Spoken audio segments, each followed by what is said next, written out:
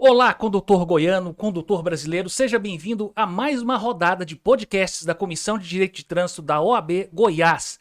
Eu, Elder Leite, ao lado de Jocasta Oliveira, traremos aqui muito conteúdo relevante para vocês que estão aí do outro lado, sintonizados, ligados nas nossas redes sociais. Sejam muito bem-vindos, este é o segundo episódio da nossa rodada de podcasts e falaremos logo em seguida também sobre a apresentação do tema. Cada episódio será veiculado às quintas-feiras do mês de maio, às 4 quintas-feiras do mês de maio. Portanto, você está vendo hoje o segundo episódio, na próxima quinta, o terceiro e na quinta subsequente, quarto e último episódio nessa rodada de podcasts. Claro que faz referência ao Maio Amarelo, o mês escolhido, né, pelos órgãos de trânsito para conscientização, celebração também e de campanhas educativas e tudo o que o condutor tem direito.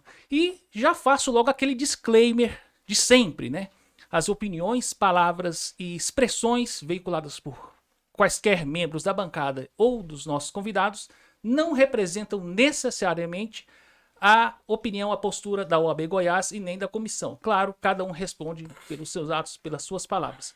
De toda forma, já passo aqui para minha prezada, querida Jocasta.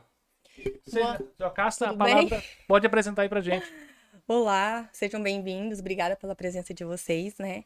Eu me chamo Jocasta, estou aqui como representante da vice-presidência da Comissão de Direito de Trânsito e vou abordar com vocês agora a apresentação do nosso tema. Hoje nessa bancada a gente vai abordar sobre os aspectos práticos, teóricos, jurídicos que envolvem as infrações que a gente fala, né, bafômetro, que são os artigos 165 e 165-A. Então, nós vamos debater um pouco sobre esse tema, contamos com a experiência de vocês e com a nossa curiosidade em levar informação aos nossos espectadores, né? Hoje a gente tem aqui com a gente o Luciano Clemente Ferreira, que ele é chefe da delegacia da PRF de Anápolis. Muito obrigada pela presença. Obrigado. E temos também o coronel Lucas Antônio, que hoje está como gerente de fiscalização e aplicação de penalidades do Departamento de Trânsito do Estado de Goiás. Muito obrigada, sejam bem-vindos. E está aberto as nossas perguntas e os nossos debates. Inclusive, cada um, começar pelo Clemente, pode falar o que é que faz, né, quando ela na sua lotação, na sua função. Fala um pouco aí pra gente. Eu sou PRF desde 2012, né? Fui lotado inicialmente no Paraná, vim para Goiás em 2005 e estou há 6 anos responsável pela delegacia PRF de Anápolis, né? Ela tem um trecho que aborda mais ou menos 600 quilômetros de rodovias federais, né? E as principais rodovias que cortam o estado, né? Que é a BR-153, a 060 e a 414. E esse trabalho que nós iremos falar aqui hoje a respeito da embriaguez ao volante, né? Tanto da parte administrativa como penal, é o nosso dia a dia mesmo, né? A função primordial da PRF, ela é salvar vidas. E o número grande que a gente vê, principalmente nesses acidentes que envolvem pessoas embriagadas, nos chama muita atenção e faz com que nós fiscalizemos muito esse tipo de conduta. Perfeito. Coronel Lucas também pode aproveitar e falar um pouquinho ali da sua atividade. Que você tá Boa noite, né? Eu do Jocasta, ao Clemente, a todos os representantes da ordem, né, dos advogados aqui do estado de Goiás. E para nós eu acho que o espaço é muito relevante, principalmente no mês de maio, né, que traz toda essa preocupação com a conscientização e a preservação da vida no trânsito. A gente sabe que hoje esses índices, né, só aumentam e a gente tenta numa busca, né, incessante a prevenção com várias medidas, né, todos os agentes, né, que fiscalizam o trânsito tentar da melhor forma resolver isso. Lá no Detran, especificamente, a gente está na gerência de fiscalização e aplicação de penalidades. E ela é responsável hoje por cuidar de uma operação que a gente entende que é bem dinâmica, né? E ela atende tanto esse conceito da conscientização como também da repressão, que são as baladas responsáveis. Que a gente vai ter oportunidade aqui de estar debatendo e discutindo também e com certeza esclarecendo as dúvidas e reportando, né, o cidadão goiano da melhor forma possível. É aquele famoso balãozinho que a gente vê na esquina anterior, da balada, né? Ele hoje, atualmente, ele não está sendo mais adotado justamente Tá chamando atenção? por um princípio, né, que a gente resolveu adotar, que muitas das vezes é a questão da própria surpresa, né? Então, elemento surpresa. é o elemento surpresa. Então, muitas das vezes ele era destacado ali como um fator, eu acho que negativo ao princípio da repressão, né? Para quem tá nos assistindo e não sabe que história é essa do balão, é porque a característica, né, doutora Jocasta, é que tinha um balão com informações mesmo de os órgãos que estavam, um balão inflável, né, dizer isso, situado ao lado da estrutura das blitzings. Então, o que o Lucas está dizendo é que isso estava dispersando, né, dispersando o público. Chamava atenção, opa, ali tem uma balada, ali tem uma blitz, vamos, vira à direita, vira à esquerda, corre, estão comunicando por WhatsApp, não sei, né? Então é isso que, para você que não está em Goiás, está assistindo esse programa, é disso que nós estamos nos referindo. É a isso que nós estamos referindo. Era uma blitz que chamava muito a atenção pela sua estrutura. Doutora Jocasta. Bom, eu vou começar com a nossa primeira pergunta. Eu gostaria de expor, né, que a gente fez um aparato, né, para a gente conseguir perguntas relevantes de curiosidade mesmo das pessoas, da população em si, que são perguntas de certa forma comum, mas a gente vai falar sobre o aspecto prático dela, né? Eu vou lá pela primeira. A gente quer saber, assim, sobre a responsabilidade de quem dirige, sobre a influência de álcool ou substância psicoativa, né? É psicoativa. Que determina essa dependência. Na prática, quais são os exemplos dessas substâncias que são verificados nessas abordagens? Às vezes, conseguir determinar a diferença entre o álcool, entre o uso da droga em si. Como que funciona isso na prática? Quem quiser começar pode dizer. Eu ia falar, posso direcionar. Então, assim, eu vou iniciar esse caso, porque para a PRF isso é muito comum, principalmente por motoristas profissionais, né? Alguns caminhoneiros que a gente flagra com o uso de arribites, né? Que são anfetaminas, são substâncias proibidas pelaquela portaria 344 da Anvisa. E recentemente a gente vem flagrando mais e mais casos eles estão mudando a substância, né? Estão usando agora a cocaína.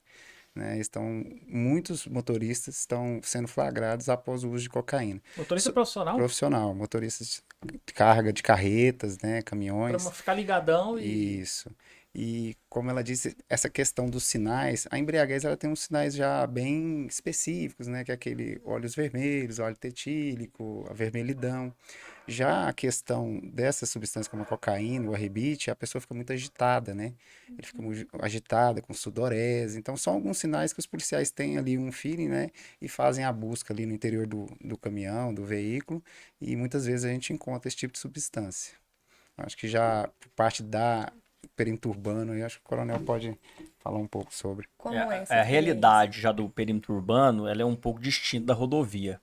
A gente hoje confronta várias vezes, né, com esse condutor já sob o efeito de álcool, né? Então, como é sempre referenciada a questão do etilômetro, para que ele possa, né, fazer o uso, acaba que a gente não entra tanto nesse mérito, né, das drogas psicoativas aí que podem, né, estar sujeitos.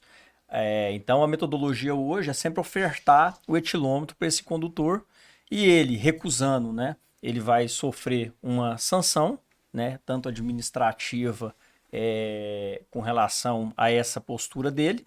E, logicamente, que se ele fizer o teste, né, e passar daquele limite que a lei autoriza, ele pode responder administrativamente ou criminalmente por essa situação.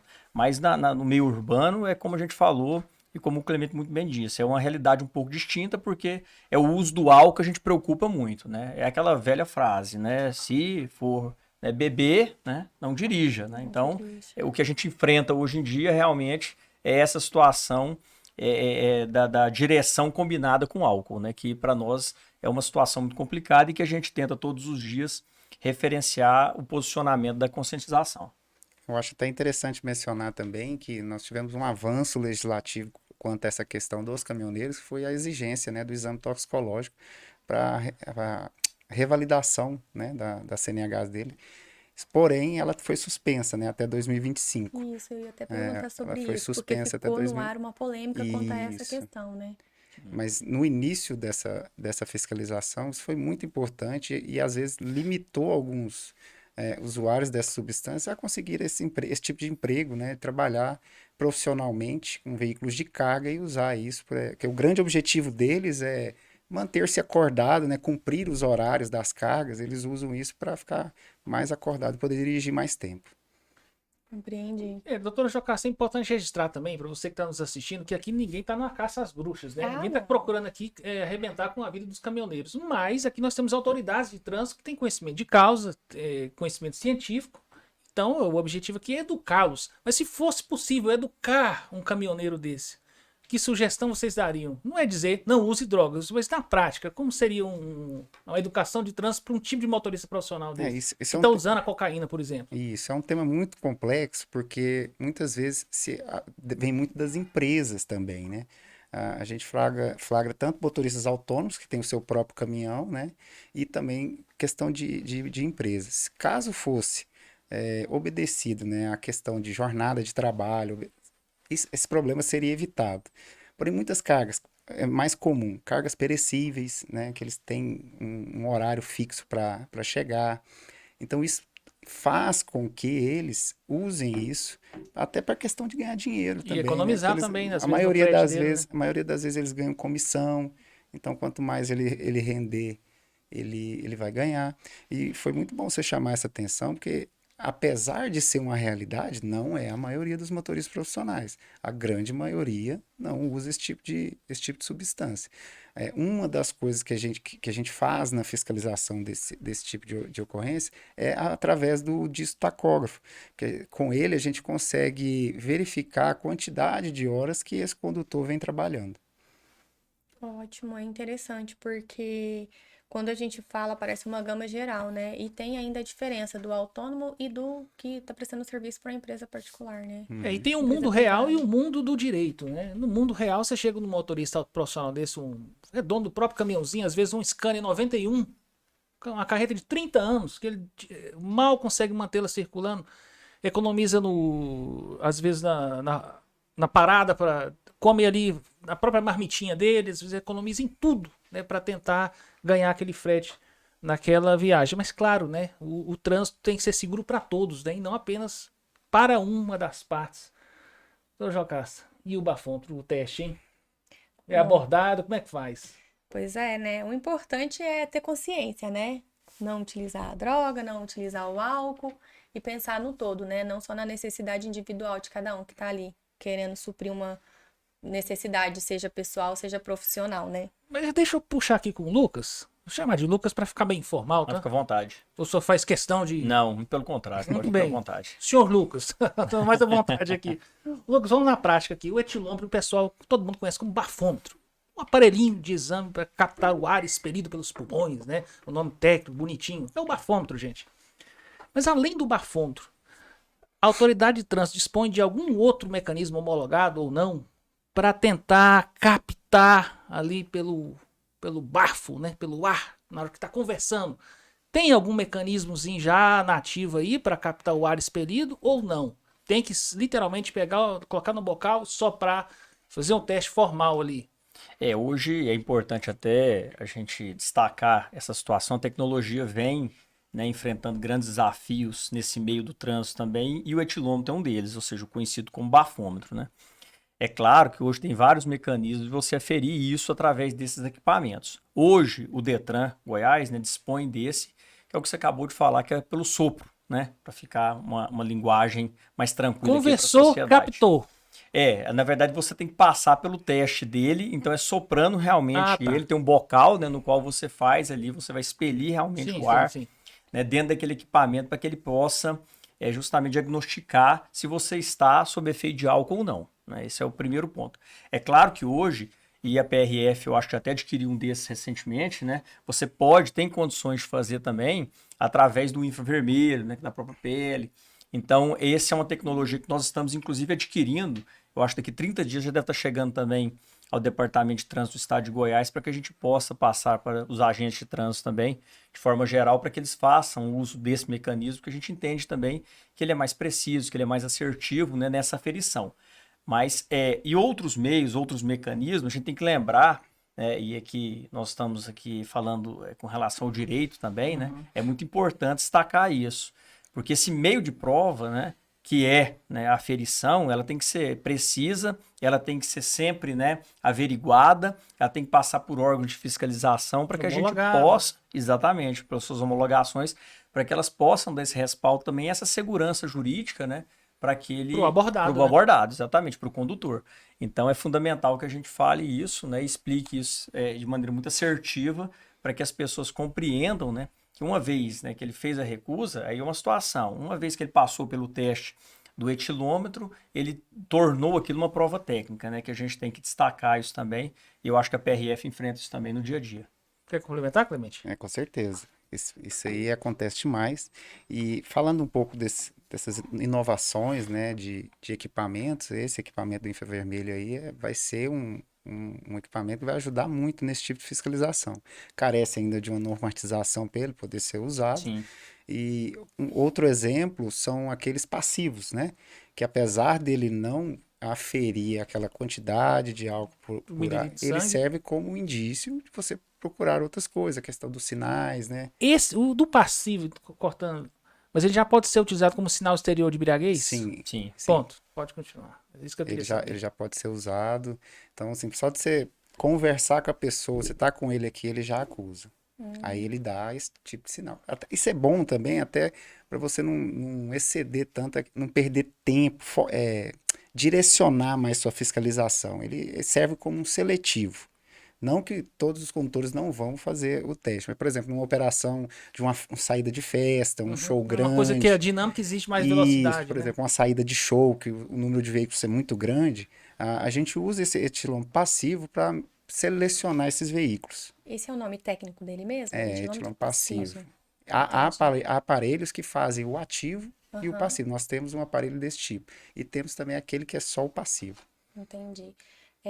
Aproveitando, né, a questão que a gente está falando, até adentrando dentro das normas legais, expõe pra gente um pouquinho como que funciona na prática as abordagens pelo 65 e o 65A, porque tem diferença, né? Porque um é a recusa e o outro é você efetivamente usar ali o aparelho que você está utilizando durante a sua fiscalização. Explana pra gente um pouquinho sobre essa diferença pra gente colocar para o nosso público. Eu creio que não seja assim até uma diferença na abordagem. Ao abordar qualquer cidadão, a gente convida ele a fazer o teste e explica como que é feito o teste. Muitos nunca fizeram o teste. Então, nesse momento, aquele cidadão que bebeu sua cervejinha no almoço, tomou um pouquinho, a pergunta que eles mais fazem, será que um copo de cerveja vai dar alguma coisa? Será que uma latinha de cerveja vai dar alguma coisa? E a gente sempre tem que explicar que cada pessoa reage de um jeito similar. Questão fisiológica, né? Fisiológica, é fisiológico. Uma pessoa com a massa corporal maior, ela tende a ter uma resistência maior ao álcool. E uma pessoa magra, ela tende a metabolizar mais rápido esse álcool. Então, isso aí varia Isso é muito. até uma pergunta, viu, Clemente? Que ela tem uma retórica muito importante, porque eles sempre falam, os repórteres.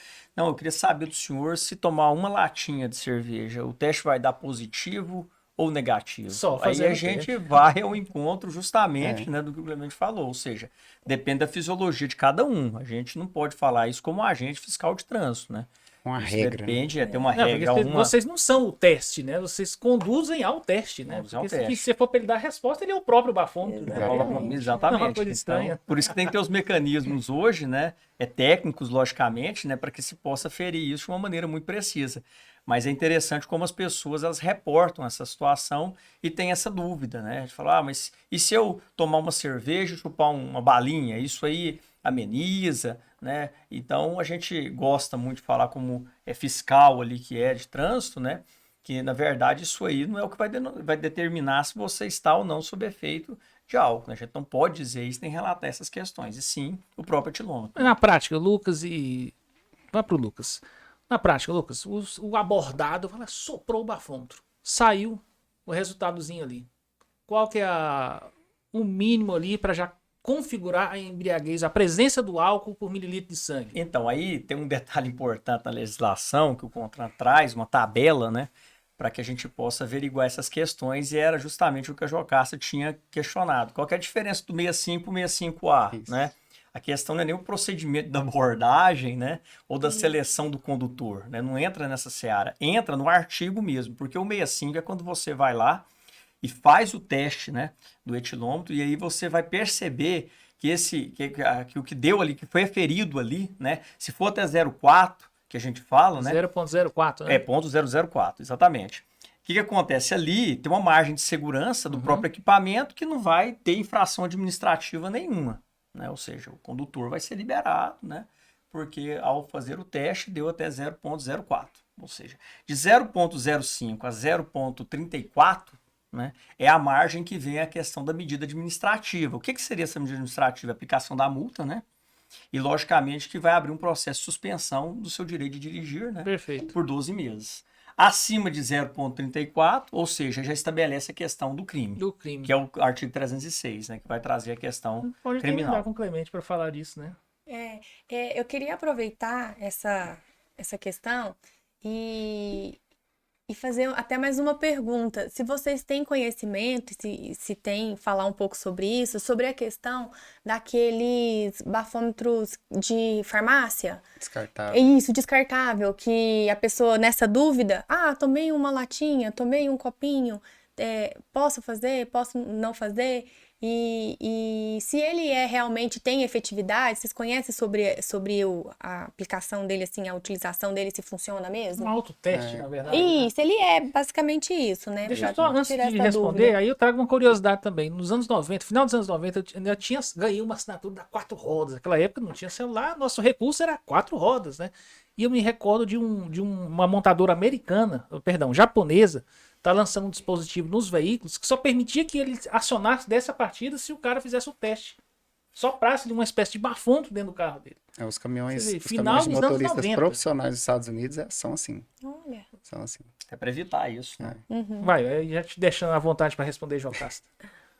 Agora eu já não lembro o que ela perguntou, que eu fico lembrando do Eu caminhão. falei sobre a questão dos testes, Autoteste. autotestes de Sim, farmácia. descartável. Isso, Eu já descartáveis. conheço eles pela internet, por informações da web mesmo, porém eu creio que não tem homologação, né? Além de não ter homologação, mas eu acho que o encontro que a Ela quer saber se funciona, será né? que isso tem, né, viabilidade ou não? Nós já vimos algumas situações da pessoa reportar isso a nós, né? Ou seja, usar esse recurso descartável. Eu fiz e não deu. E aí ele fala, e aí, eu posso, né, fazer o teste do etilômetro? Eu falo, olha, né, infelizmente, se você vier fazer o teste do etilômetro, né, e ele der positivo, ou seja, dentro daquela margem que nós Prevalece aceitamos o aqui, seu, né? prevalece o etilômetro, né? Então a gente já fala isso para a pessoa, para ela ter a consciência, né, porque como não existe uma homologação hoje, nem por parte do departamento de trânsito algum, né, nem pelo CONTRAN e tal, eu acho que é um pouco temeroso acreditar nisso, porque muitas das vezes a gente também não fez essa comparação, né? Ou seja, a gente está pegando todos os motoristas, pegar um teste lá com 10 pessoas, né?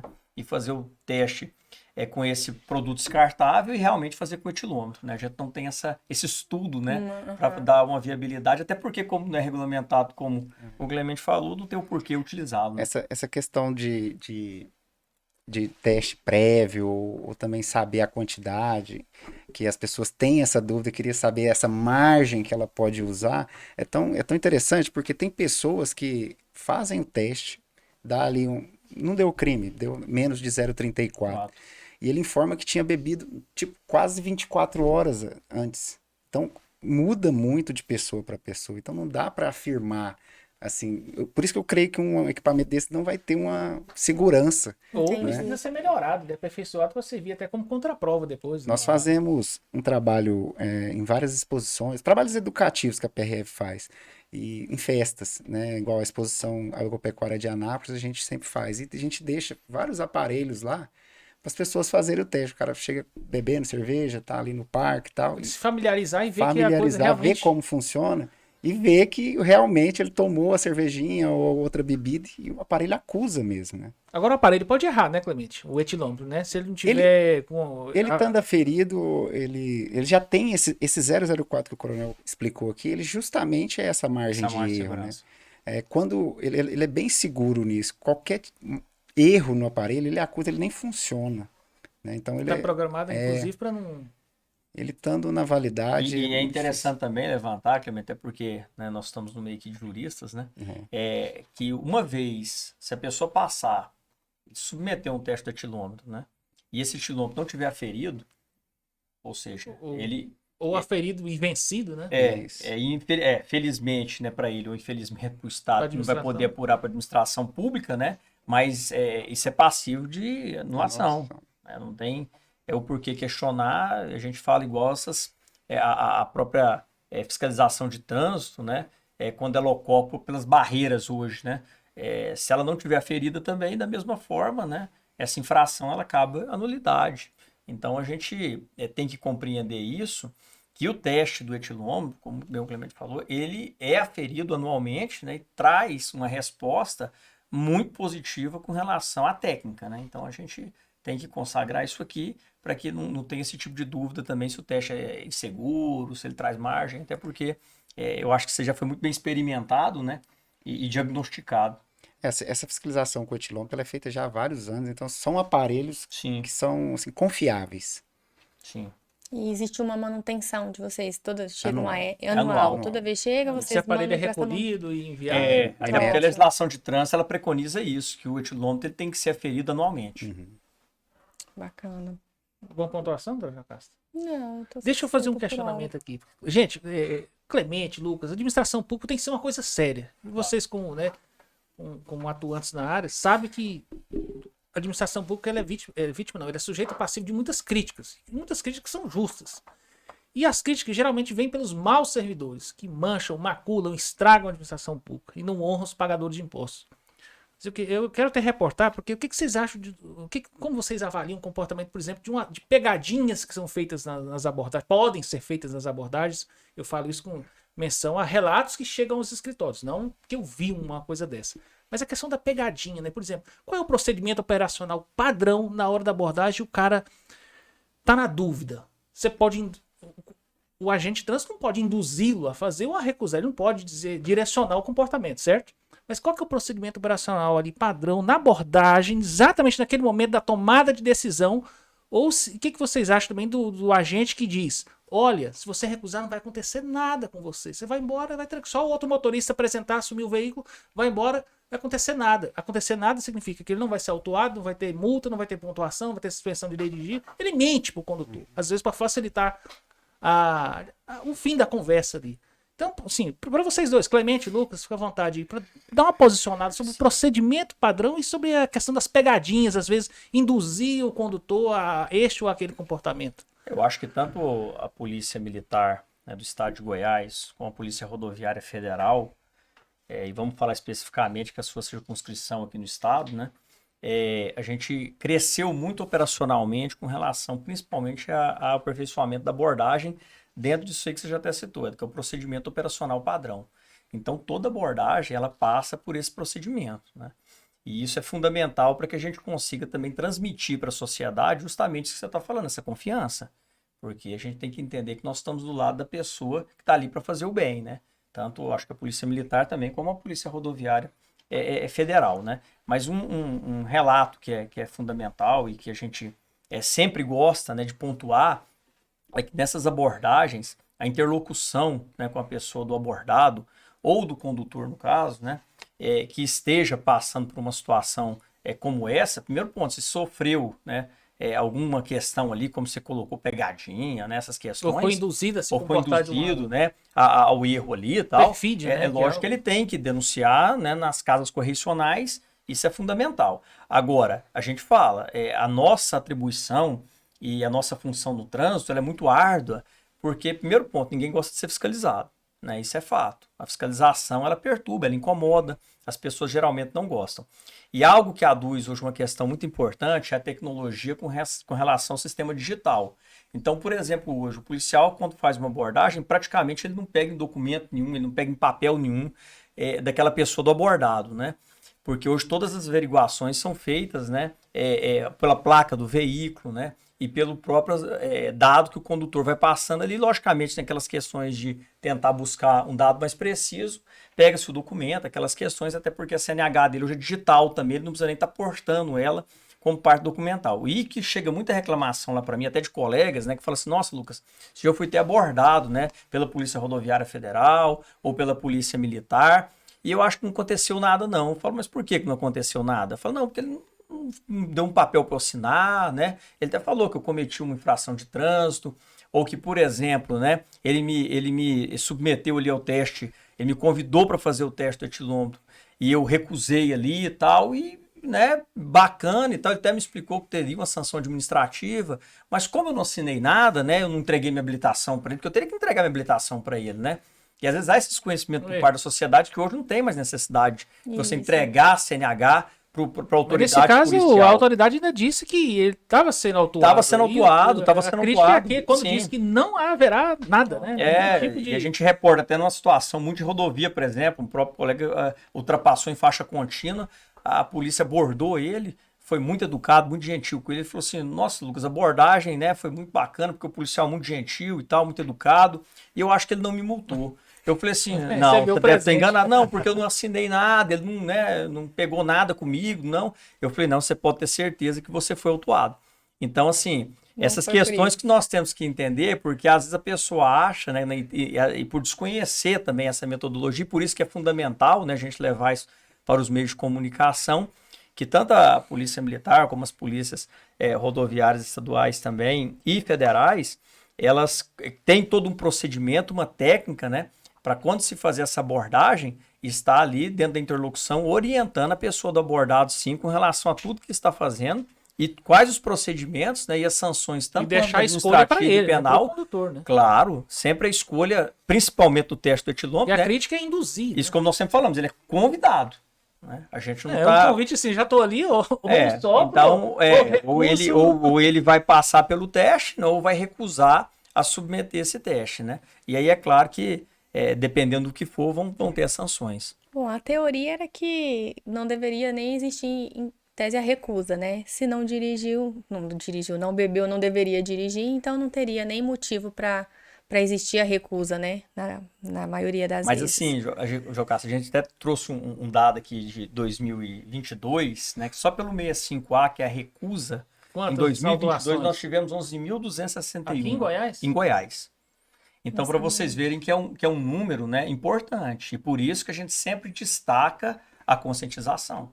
Né? Tentar viabilizar, né, e sensibilizar a sociedade de que a fiscalização acontece, seja nas rodovias estaduais ou federais, né, e principalmente no perímetro urbano. Ela está acontecendo não só na região metropolitana, mas como em todo o estado também.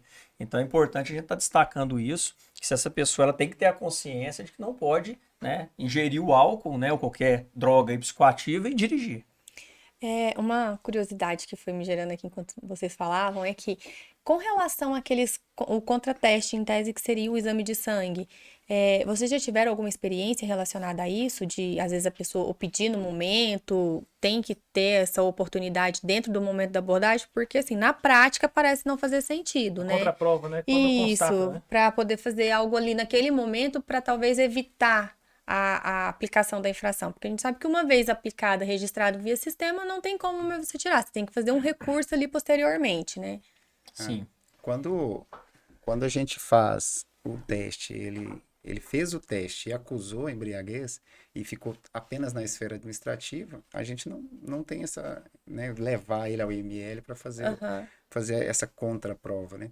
Porém, quando há a parte criminal, normalmente os delegados, né, têm que encaminhar ele não só pelo corpo de delito, mas também para o médico e constatar também essa embriaguez. Agora, um fator importante é nos casos de recusa com sinais. Sinais de embriaguez. Com sinais. É. Aí, além do relato do policial no local, ele preenche um termo de constatação. de alcoolemia. Ao encaminhar a delegacia de polícia civil, tem que ser feito, tem que pegar um laudo por esse médico do IML. Então, quando vocês têm um 65A, que é a recusa, faça o auto de constatação, que são os sinais que vocês identificam dentro da abordagem. A simples recusa, não. Não. Porque existe a recusa sem sinais. Isso, Vamos mas lá, quando há recusa com sinais. Recusa com sinais. Isso. Aí faz-se o auto de constatação, conduz-se a uma delegacia de polícia e lá, além dos sinais, convida ele para fazer fazer esse exame. E aí esse exame é determinado pelo delegado que faz o atendimento da ocorrência. Ele faz o pedido. Perfeito. Entendi. E a recusa, sem sinais exterior de embriaguez. Aí ela não justifica.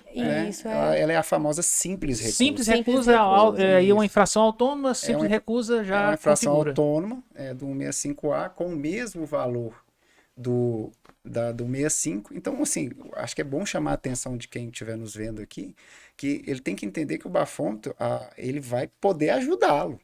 Ele vai poder ajudá-lo, que às vezes ele faz o teste e não vai dar nada. Né? É aquela pessoa que está na dúvida. Vamos pôr assim, eu bebi pouco. Exemplo, né? eu bebi pouquinho e tal, faço, não faço, faço, não faço. Às vezes ele faz, não dá nada. Então a recusa com sinais exteriores de embriaguez dá voz de prisão lá na hora. Isso.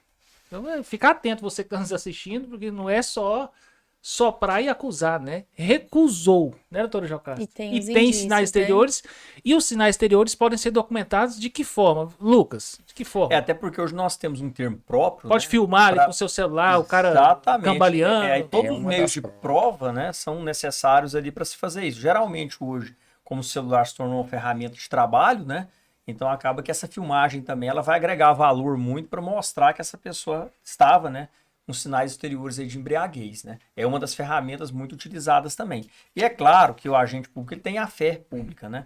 Então, ao ele preencher aquele documento ali informando quais os sinais ele constatou, né, isso vai ser levado também para juízo, né, e posteriormente ele ser justamente julgado ali. Aí, normalmente o policial não tá abordando sozinho, ele já tem uma testemunha, que é o outro Isso. policial. Sim.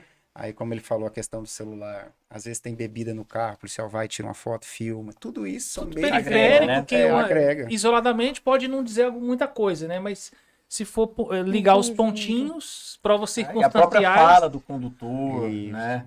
não sabe o dia, O equilíbrio a horário. dele, tanto emocional como físico mesmo, o cara não tá conseguindo ficar. A gente Mas vê aconteceu lá, você perguntar o nome, a pessoa não sabe nem o nome. né? O cara não consegue nem descer do carro direito. E então fala você que não tá embriagado. e fala que não está embriagado. Aí fica né? difícil, né? Então, Dentro, aí dentro da dinâmica de vocês, quando vocês identificam algo nesse sentido, às vezes tá fazendo a abordagem sozinho, né? Você convida um colega, alguma coisa assim? Como que é? Conta pra Assim, gente. pela PRF a gente não aborda sozinho. Sozinho, Eu creio que a sempre- PM também não faça, É, né? é No sempre- mínimo 2. sempre no princípio dois. da segurança, Segurança é tá- no mínimo 2. Aliás, a gente sempre fala, tem que ser superioridade numérica, né? Aos agentes abordados, né? Então, a É, o gente elemento nunca surpresa faz- ali vale Então pros você já dois, né? tem esse time. Sim, Quando não, tem alguma não- coisa, o outro já pega o não telefone, pode- já filma, não pode tira estar foto. abordando Princípios da sozinho. abordagem. Exatamente. Ótimo, entendi. Bacana. E aí? Então, eu vou aproveitar o meio aqui, nós temos alguns minutinhos aqui, fazer o jabá, né, doutor? Né, doutor? Quem é que está apoiando esse trabalho, doutora Jocasta? Olha, nós temos como apoiadores a Sindego, que é o sindicato de... Deixa eu ver aqui. Sindicato de Despachantes do Estado de Goiás, né? Que sempre é um parceiro nosso lá na Comissão de Direito de Trânsito, está sempre nos dando essa força. Nós temos também a Conexão Elétrico e Hidráulico, que é uma empresa de Anápolis, né? Ela é uma empresa de construção civil, que também está apoiando a gente, em nome da nossa colega lá, a doutora Fabiana, que trabalha com a gente em Anápolis, também participa, ela é presidente lá na nossa comissão em Anápolis, né? Temos também a Empresa Auto Despachante, que também está nos apoiando aqui.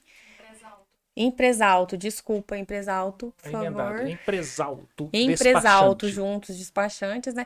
E temos também a MLC Studios, que é onde nós estamos hoje gravando o nosso podcast. Inclusive, deixando registro, né? Fomos bem Isso. recebidos aqui, o estúdio, uma boa estrutura, pessoal muito Isso. profissional. Inclusive, tem um cupom de desconto para quem procurar aqui o estúdio por conta dos nossos podcasts, né, doutora Jocasta? Exatamente. Eles estão oferecendo 20% de desconto, né?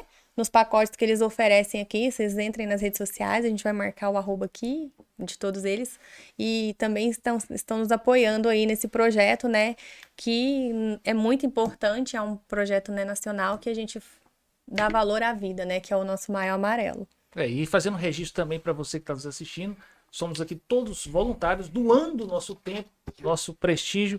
Os nossos convidados também estão doando parte do seu tempo, voluntariamente compareceram aqui e estão aqui no estúdio conosco para produzir esse conteúdo para vocês. Então, procure aí os nossos apoiadores nas redes sociais para prestigiarem também, porque isso vai gerar engajamento, gera cliente e futuramente mais podcast, mais trabalho, e é isso que nós queremos. Jocasta, dá para fazer algumas perguntinhas ainda, né? Eu tenho uma curiosidade. Vamos lá. Ainda a gente voltando um pouquinho para a questão do crime de trânsito, mas com relação a beber e dirigir. Aquela questão de quando tem um acidente de trânsito, e por mais que não tenha vítima, que seja um acidente simples, existe aquela questão, né, de ter que se conduzir caso faça o bafômetro, dê uma ferição pequena? Como que funciona essas abordagens na prática? Existiu um acidente, liga, vem, porque na regra geral a gente só chama, né, uma autoridade quando existe vítima. Quando não existe vítima, a orientação é que a gente compareça, né, voluntariamente, vai cada um, faz o seu boletim de Ou ocorrência. até online os boletins. né? E os boletins online também, que tá aí para isso, né? Quando necessário, faça a validação. Mas quando existe essa possibilidade do enquadramento ali do crime, por mais que não tenha vítima, como que funciona na prática? Ou se o causador do acidente estiver embriagado. Está ali desfalecido, ou está inconsciente. Isso. Como é que é feita Que essa. tem Bom, também. vamos começar por quem? Clemente? Vamos lá. A realidade da PRF nesses casos vem muito na comunicação do fato. A pessoa liga no 91, né, ou um dos envolvidos, ou alguém que viu o acidente, fala, ó, teve um acidente aqui, não tem vítima, porém um dos condutores está embriagado. Uma viatura nossa vai ao local e faz esse atendimento. Os acidentes sem vítima, que não tem nenhuma irregularidade, aí é feito online, como você falou. Então, a questão legislativa, né, da embriaguez e a lesão corporal, né, que seria o caso, ou o homicídio culposo, aí no homicídio ele aumenta, né, aumento de pena, e na lesão corporal também. Entendi. E é interessante porque na região metropolitana, essas atribuições elas foram subdivididas, né? Então, o atendimento a acidente hoje que não tem vítima, ele é feito pela Secretaria de Mobilidade. Então, eles que fazem essa tratativa com relação ao acionamento. E, logicamente, que quando tem vítima, né, aí o batalhão de trânsito, né, através da polícia militar, é acionado. E aí também é ofertada a questão de fazer passar pelo teste do etilômetro. Agora, é claro, se tem aqueles sinais externos de embriaguez, né, aí o procedimento ele muda um pouco, porque aí essa pessoa vai ser conduzida, né, para que faça os procedimentos legais. O atendimento do acidente, ele vira uma fiscalização, né, vira uma Mas, abordagem. O atendente do SAMU, ele não é agente de trânsito. Mas ele pode reportar o que ele viu. Claro. Eu atendi um motociclista que estava com a sacola cheia de garrafa de cerveja lá no guidão. Ele estava no chão, sem camisa, falando coisa com coisa, estava embriagado. Esse reportar posterior para a autoridade de trânsito, sinais exteriores ali da vítima do próprio acidente, ele tem algum efeito aí para Posteriormente, aí já ou no hospital, ou no momento que, eu não sei, ou o delegado chega ali no... a vítima hospitalizada, salvo casos graves, a gente vai até o hospital e faz o teste. Salvo esses casos graves que não é possível. Quando tem esses sinais, a gente faz um boletim de ocorrência e encaminha a delegacia de trânsito, investigação de trânsito, para eles fazerem a apuração. É importante saber porque você que está nos assistindo pode ter essa dúvida também. E aquele engraçadinho, aquele malandro que pega o veículo, sabidamente embriagado, causa um acidente, mas por um motivo ou outro não tem polícia, não tem ninguém ali para fazer o exame, né? Será que ele vai ficar impune? Essa é a pergunta, né? Uhum. Ele foi pro hospital, e aí depois que vai pro hospital? Eu acho que foi essa... E é importante também destacar que esses acidentes de trânsito que têm vítimas fatais, principalmente quando se fez o uso do álcool, né, tem que causar uma indignação na sociedade. Tanto quanto, por exemplo, né, a situação de um homicídio. E a gente tem que entender que é só conscientizando mesmo que nós vamos conseguir reduzir esses números.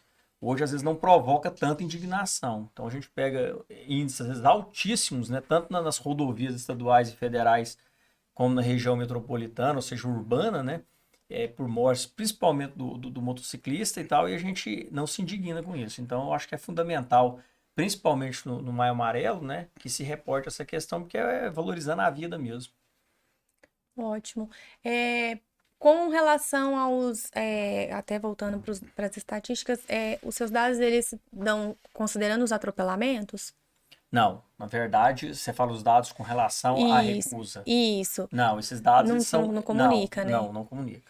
E alguma informação relacionada a isso, com relação à comunicação entre embriaguez, né, e atropelamentos? seja nada fora nesse de blitz, sentido? da abordagem Isso. tradicional. Né? E essa questão, ela é, assim, é difícil, eu falo também tanto na região metropolitana, porque muitas das vezes essa pessoa que pratica, né, seja o crime na ordem culposa ou assumindo o dolo, assumindo a vontade de fazer aquilo ali, né, é complicado porque muitas vezes tem a fuga, né, ele sai do local do crime.